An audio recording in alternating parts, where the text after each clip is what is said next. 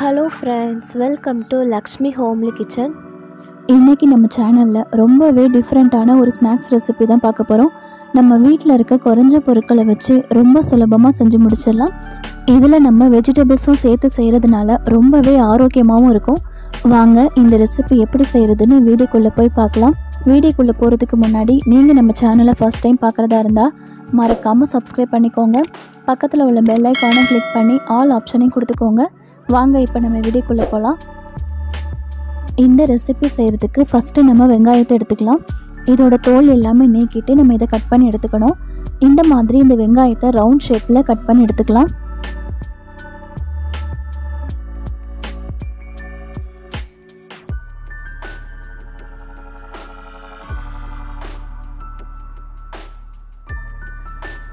இந்த மாதிரி நம்ம கட் பண்ணி வச்சுருக்க வெங்காயத்தை பிரித்து எடுத்துக்கலாம்.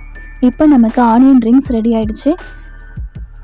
இந்த அளவுக்கு இருக்கிற மாதிரி கட் பண்ணி எடுத்துக்கோங்க. இப்போ நம்ம தேவையான வெங்காயம் எல்லாமே கட் பண்ணி எடுத்துட்டோம். இதுக்கு தேவையான மசாலா ரெடி பண்ணிக்கலாம். அதுக்கு ஒரு மிக்சிங் பவுலில் 2 டேபிள் ஸ்பூன் அளவுக்கு சின்னதாக கட் பண்ணி வச்சுருக்க வெங்காயம் சேர்த்துக்கிறேன்.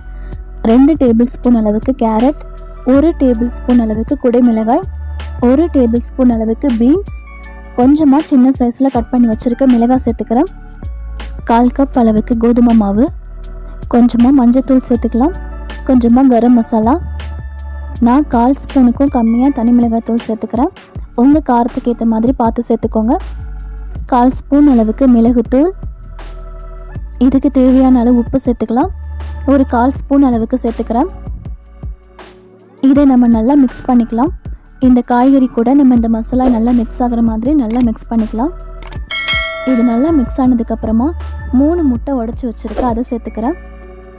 இந்த முட்டை சேர்த்து நம்ம நல்லா பீட் பண்ணி எடுத்துக்கலாம். இப்போ நம்ம ரெடி பண்ணிட்டோம், நம்ம செய்ய ஆரம்பிச்சிடலாம். ஒரு தோசை பேன் எடுத்துக்கலாம். அதை நல்லா சூடானதுக்கப்புறமா கொஞ்சமாக ஆயில் சேர்த்து நல்லா அப்ளை பண்ணிக்கோங்க.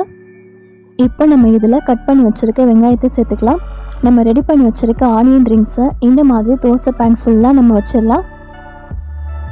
இதில் நம்ம ரெடி பண்ணி வச்சுருக்க முட்டை மசாலாவை ஊற்றிக்கலாம். அதிகமாக ஊற்றாதீங்க, அந்த ரிங்ஸ் வரைக்கும் நம்ம கரெக்டாக ஊற்றிடலாம். இதை மிதமான சூட்டில் 2 நிமிஷம் வேக வச்சாலே போதும், நமக்கு ரெடி ஆகிடும். இப்போ நமக்கு ஒரு பக்கம் ரெடி ஆகிடுச்சு. திருப்பி போட்டுடலாம். திருப்பி போட்டு 1 நிமிஷம் இருந்தாலே போதும், நமக்கு நல்லா வெந்துடும். இப்போ நமக்கு நல்லா வெந்ததும் இதை எடுத்து வச்சிடலாம்.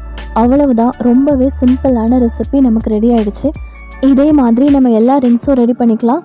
ரொம்ப சிம்பிளான ஒரு ரெசிபின்னு சொல்லலாம். கண்டிப்பாக இதை குழந்தைங்களுக்கு செஞ்சு கொடுங்க, ரொம்பவே விரும்பி சாப்பிடுவாங்க. இதை செய்கிறதும் ரொம்பவே ஈஸி தான். ஸ்கூலுக்கு கூட நம்ம ஸ்நாக்ஸாக இந்த ரெசிபியை கொடுத்து அனுப்பலாம். இதோட டேஸ்ட்டு ரொம்பவே சூப்பராக இருக்கும். கண்டிப்பாக இதே மெத்தடில் உங்கள் வீட்டில் செஞ்சு பாருங்கள். செஞ்சு பார்த்துட்டு உங்களுக்கு இந்த ரெசிபி பிடிச்சிருக்கான்றதை மறக்காமல் என் கூட கமெண்டில் ஷேர் பண்ணுங்கள். இந்த வீடியோ பிடிச்சிருந்தா சேனலையும் சப்ஸ்கிரைப் பண்ணி சப்போர்ட் பண்ணுங்கள். Thank you friends.